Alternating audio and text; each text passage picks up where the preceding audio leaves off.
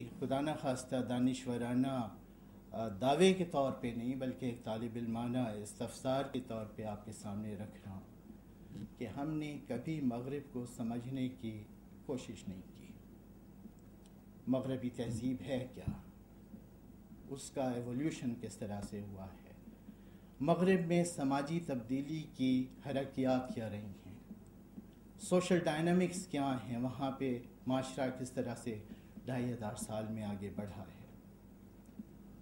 ہم نے صرف مظاہر کو دیکھا اور ان مظاہر کے اوپر ہم نے تنقید کی۔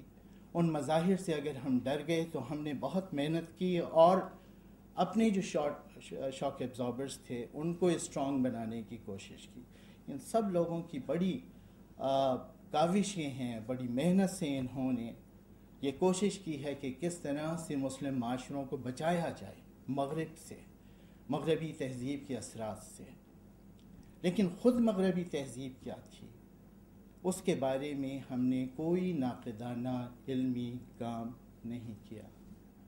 اور ایک طالب علم ہی کی حیثیت سے میں یہ بھی سمجھتا ہوں کہ یہ عجیب بات ہے کہ ہم نے 150-200 سال استعمار کے اندر گزارے، لیکن آپ کسی مسلمان کی کوئی ایسی تصنیف مجھے بتائیے جو کلونیلزم کے بارے میں ہو، جس کے اندر بتایا گیا ہو کہ کلونیلزم ہے کیا، اس کی اقتصادی بنیادیں کیا ہیں، کیوں کلونیلزم نوآبادیات تخلیق کرتا ہے، تشکیل دیتا ہے، وہاں جا کے کیا کرتا ہے، اس کی پالیسیاں کیا ہوتی ہیں، اس کلونیلزم کا کالونی میں جو رول ہے اس کا اس کے اپنے مدر کنٹری سے کیا تعلق ہوتا ہے۔ اتنی اہم باتیں ہیں۔ ہم نے 100 سال تحریک آزادی چلائی، لیکن جن کے خلاف تحریک آزادی چلا رہے تھے وہ خود کیا تھے، کیوں ایسا کر رہے تھے جو انہوں نے کیا، اس کی کوئی تفہیم ہمارے پاس نہیں ہے۔ مسلمانوں میں تو کوئی رجنی پامدد بھی نہیں پیدا ہوا کہ جس نے ایک کتاب کے ذریعے اپنے نقطۂ نظر سے کلونیلزم کو سمجھانے کی کوشش کی ہو۔ اب اس سب کے بعد ہم مغرب کے خلاف صرف احتجاج کرتے رہے، کچھ شکوہ کناں رہے۔ ہم نے مغرب کو ایک جنرلائزیشن کر کے دیکھا۔ ہم نے نہیں سمجھا کہ مغرب میں بہت سارے تضادات ہیں، مغرب کی بہت ساری چیزیں جو ہیں وہ ہمارے حق میں جا سکتی ہیں، مغرب میں بہت سارے ادارے ہو سکتے ہیں جن کو ہم ایڈریس کر سکتے ہیں۔ مغرب صرف مسلمانوں ہی کے خلاف نہیں ہے۔ جس ایسٹ انڈیا کمپنی نے ہندوستان پہ قبضہ کیا تھا، اسی ایسٹ انڈیا کمپنی نے اور ویسی ہی فرینچ انڈیا کمپنی نے اور پورچوگیز کمپنیوں نے، انہوں نے دنیا میں عیسائیوں کے ملکوں پہ بھی قبضہ کیا، انہوں نے بدھ مت کے ماننے والوں کے ملکوں پہ بھی قبضہ کیا۔ تو کلونیلزم کا واحد ہدف مسلمان نہیں تھے، ان کے ہم مذہب بھی تھے، لیکن یہ ساری چیزیں ہمارے سامنے نہیں آئیں۔ ہم یہ سمجھنا بھی نہیں چاہتے تھے، کیونکہ جنرلائزیشن جو ہے وہ ہمارے لیے کافی تھی کہ مغرب کسی ایک چیز کا نام ہے، وہ اینٹی مسلم ہے اور دیٹ از انف۔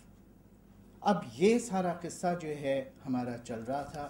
اسی کے ساتھ ہم نے 20ویں صدی کی ابتدائی صدیاں بھی گزاریں کہ 20ویں صدی کے 8ویں اور 9ویں عشرے میں جا کے ہمیں پتہ چلا کہ اب جناب ایک گلوبلائزیشن کا بھی دورہ شروع ہو چکا ہے۔ اور گلوبلائزیشن کا جب دورہ، سچی بات تو یہ ہے کہ گلوبلائزیشن کوئی نئی چیز نہیں ہے۔ یہ تو جب فیوڈلزم ٹوٹا اور سرمایہ کا ایک دورہ ہوا تو گلوبلائزیشن تو تب سے شروع ہو گئی تھی۔ اس کے مختلف مراحل ہیں، مختلف درجے ہیں۔ ہوتے ہوتے 20ویں صدی میں ہم پہنچے اور 20ویں صدی کے آخری عشروں میں جب سوویت بلاک ٹوٹ گیا اور سرمایہ کے پھیلنے کے عمل میں جہاں رکاوٹیں کھڑی تھیں وہ رکاوٹیں ختم ہوئیں، تو پھر اس سرمایہ کے لیے مزید پھیلنے کے موقع میسر آئے، اور سرمایہ کی سرشت میں ہے کہ وہ سرحدوں کو توڑتا ہے، وہ آگے بڑھنا چاہتا ہے۔ اب یہ جو گلوبلائزیشن ہوا تو اس میں تو مشرق اور مغرب کی جو تخصیص ہے وہ اور زیادہ تحلیل ہو گئی، اس لیے کہ آج اس گلوبلائزیشن کے اندر، اس کے تحت جو ہے کیا مشرق اور کیا مغرب، مغرب کے 80 چینل تو میرے گھر میں آتے ہیں، اور مغرب جو ہے وہ ہر طرح سے مشرق کے ممالک میں داخل ہو چکا ہے، اور مشرق جو ہے وہ مغرب میں داخل ہو چکا ہے۔ کتنے تارکین وطن ہیں جو مائیگریٹ کر کے یورپ گئے ہیں، امریکہ گئے ہیں، اور وہ وہاں پہ مشرقی کی نمائندہ ہیں۔ اب یہ جو گلوبلائزیشن ہے، اس کے تحت جو صورتحال بن رہی ہے، بدقسمتی یہ ہے کہ جیسے میں پہلے مغرب کے حوالے سے عرض کر رہا تھا، وہی میرا موقف گلوبلائزیشن کے حوالے سے بھی ہے کہ ہمارے ہاں گلوبلائزیشن کا بھی کوئی اوریجنل کریٹیک ہمارے ملک سے، ہمارے معاشرے سے نہیں نکلا۔ ہمارا کیا اوریجنل ہماری پوزیشن ہے، کیا کریٹیک ہے گلوبلائزیشن کے اوپر؟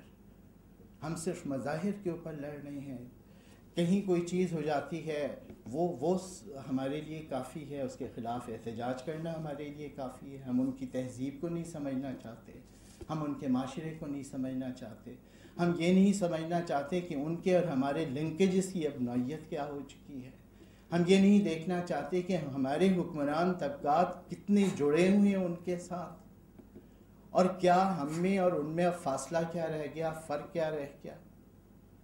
میں یہ سمجھتا ہوں کہ آج کے موضوع کو سمجھنے کے لیے گلوبلائزیشن سب سے اہم ایشو ہے، اور اسے سمجھنے کی ضرورت ہے۔ بہت اختصار کے ساتھ دو جملوں میں میں اپنی بات پوری کرنا چاہوں گا۔ پہلی بات یہ کہ گلوبلائزیشن بنیادی طور پہ ایک اقتصادی نظام ہے، ایک اقتصادی رجحان ہے۔ اس کے سیاسی ریمیفیکیشنز بھی ہیں، لیکن بنیادی طور پہ یہ اقتصادی ہے، اور یہ اقتصادی ہے، یہ مارکیٹس کے بارے میں ہے، یہ سرمایہ کے پھیلاؤ کے بارے میں ہے۔ گلوبلائزیشن کا کوئی بنیادی جھگڑا کسی مذہب کے ساتھ نہیں ہے۔ یہ مذہب کے حق میں بھی ہو سکتا ہے، مذہب کے خلاف بھی ہو سکتا ہے۔ آج پتہ چلے کہ جی برقع بہت اچھی مارکیٹ کریٹ کرے گا، آپ دیکھیے گا ملٹی نیشنل کمپنیاں جو ہیں وہ برقعے بیچ رہی ہوں گی۔ تو جو گلوبلائزیشن اور ریلیجن کا انٹرفیس ہے، اس کو سمجھنے کی ضرورت ہے۔ یہ انٹرفیس جو ہے لازماً کانٹریڈکٹری نہیں ہے۔ بہت سی صورتوں میں گلوبلائزیشن جو ہے وہ ریلیجن کے لیے بہت بڑا ویکل بھی بن رہا ہے۔ کتنے مذہبی چینلز ہیں جو آ چکے ہیں، اور مذہبی جو تعلیمات ہیں، تبلیغ ہے، اس کے لیے یہ جو نئی ٹیکنالوجی ہے، گلوبلائزڈ ٹیکنالوجی ہے، گلوبلائزڈ مارکیٹ ہے، یہ سب کی سب کتنی ریلیونٹ ہو چکی ہیں۔ دوسری چیز یہ ہے کہ یہ جو گلوبلائزیشن ہے یہ پریڈومیننٹلی امپیریلسٹ ہے، یہ جو ہے یہ مونوپولسٹ ہے۔ اس کے اندر چند ملٹی نیشنل کارپوریشنز ہیں جو دنیا کو کنٹرول کر رہی ہیں، 15 ملٹی نیشنل کمپنیز ہیں جو دنیا کی 80% اکانومی کو کنٹرول کرتی ہیں، کوئی 15-16 ملٹی نیشنل کمپنیز ہیں جو گندم کی 90% تجارت کو کنٹرول کرتی ہیں، رائس کی 60% تجارت کو کنٹرول کرتی ہیں۔ تو یہ ایک اس کی مونوپلائزیشن کی صورت ہے۔ اب اس کے اندر نیشن اسٹیٹ کا کیا رول ہے؟ نیشن اسٹیٹ جو ہے اس کی حیثیت کم ہو چکی ہے، حکومتیں کوئی بہت اب اس طرح سے مضبوط حکومتیں نہیں ہیں جیسے ماضی میں ہوتی تھیں، لیکن یہ بھی سمجھنا غلطی ہوگی کہ گلوبلائزیشن کے تحت نیشن اسٹیٹس اب ختم ہی ہو رہی ہیں۔ نہیں، نیشن اسٹیٹس گلوبلائزیشن کے ایجنڈے کے لیے ناگزیر بھی ہیں، اس لیے کہ یہ نیشن اسٹیٹس ہی ہیں جو لیبر کو کنٹرول کرتی ہیں آن بیہاف آف گلوبلائزیشن، اور یہ گلوبلائزیشن کے مقاصد کو پورا کرنا چاہتی ہیں، یہ ایک فیسیلیٹیٹر کا رول پلے کرتی ہیں۔ اور اب اس گلوبلائزیشن کے تحت جو یورپ کی نیشن اسٹیٹس ہیں وہ کس طرح کے بحرانوں سے گزر رہی ہیں۔ یہ وہ ریاستیں تھیں جو اب سے 50 سال پہلے، 60 سال پہلے سوشل ویلفیئر اسٹیٹس کے طور پہ ڈیولپ کی گئی تھیں، آبادی کی ایک خاص شرح تھی، اور مسائل کو کنٹرول کرنے کے ان کے پاس ذرائع موجود تھے۔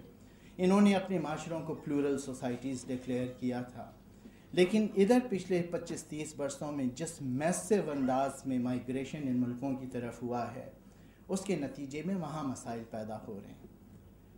جن ملکوں کی